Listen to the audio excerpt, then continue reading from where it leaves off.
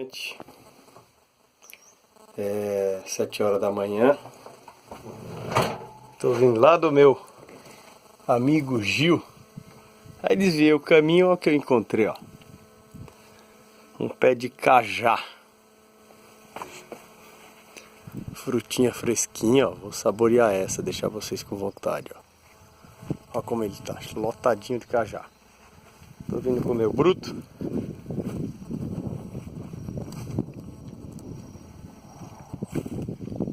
Uma delícia, ó.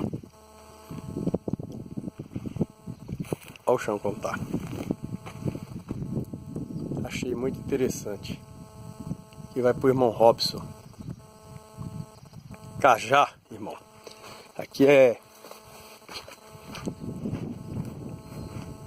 meio típico essa região. Olha como tá o chão aí.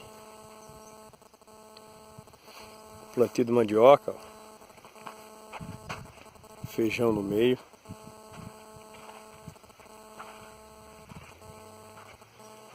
Tudo madurinho. Olha como tá. Que beleza. E é bom, hein?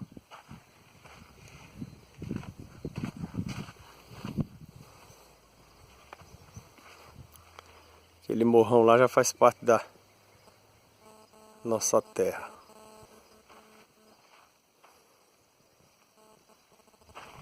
Finalizar com mais uma frutinha de cajá, ó. 2 irmãozinhos, ó. Vou pegar, ó. Ixi, só tocar ele já cai. Bom dia a todos. Vamos saborear o cajá.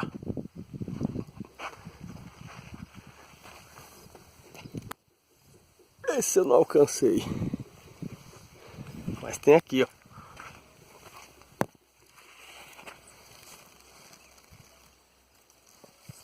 Encosta a mão ele já cai, tá tudo madurinho, ó. Beleza. Obrigado à natureza.